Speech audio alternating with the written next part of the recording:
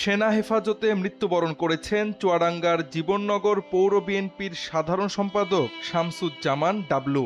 এ নিয়ে বিক্ষোভ শুরু করেছে দলটির সমর্থক ও স্থানীয় বাসিন্দারা। মৃত্যুর এই ঘটনায় শোক জানিয়েছেন দলটির মহাসচিব মির্জা ফখরুল ইসলাম আলমগীর। মঙ্গলবার এক বিবৃতিতে এ ঘটনাকে অমানবিক ও পৈশাচিক উল্লেখ করে গভীর শোক ও দুঃখ প্রকাশ করেন তিনি। এ ঘটনায় সেনাপ্রধান ওয়াকারুজ্জামানের হস্তক্ষেপও কামনা করেন বিএনপির মহাসচিব। বিবৃতিতে মির্জা ফখরুল বলেন, গতরাতে চুয়াডাঙ্গায় জীবননগর পৌর বিএনপির সাধারণ সম্পাদক শামসুজ্জামান ডাবলুকে নিরাপত্তা বাহিনীর কতিপয় সদস্য অস্ত্র উদ্ধারের নামে ধরে নিয়ে গিয়ে অমানসিক নির্যাতন চালায়। এতে তার মৃত্যু হয়। আমরা মনে করি নিরাপত্তা বাহিনীর সদস্যদের দ্বারা সংঘটিত এ ধরনের ঘটনা দেশের জন্য শুভ নয়। বিচার বহির্ভূতভাবে শামসুজ্জামান ডাবলুকে নির্যাতন করে হত্যা করা দেশের প্রচলিত আইনের প্রতি চরম অবমাননা।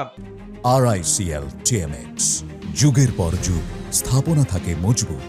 শোক বিবৃতিতে তিনি আরো বলেন, জনগণের প্রত্যাশা যে কোনো অপরাধের জন্য বিচারিক আদালতের মাধ্যমে দোষীর শাস্তি নিশ্চিত করা, কিন্তু নিরাপত্তা বাহিনীর সদস্যরা অস্ত্র উদ্ধারের নামে কাউকে ধরে নিয়ে গিয়ে অমানসিক নির্যাতন চালিয়ে হত্যা করা কখনোই দেশের মানুষের নিকট সমর্থনযোগ্য নয়। মির্জা ফখরুল বলেন, আমি এ ধরনের লোমহর্ষক ও মর্মান্তিক ঘটনার বিষয়ে সেনাপ্রধানের হস্তক্ষেপ কামনা করছি। অবিলম্বে সুষ্ঠু তদন্তের মাধ্যমে ন্যায় বিচার প্রত্যাশা করছি।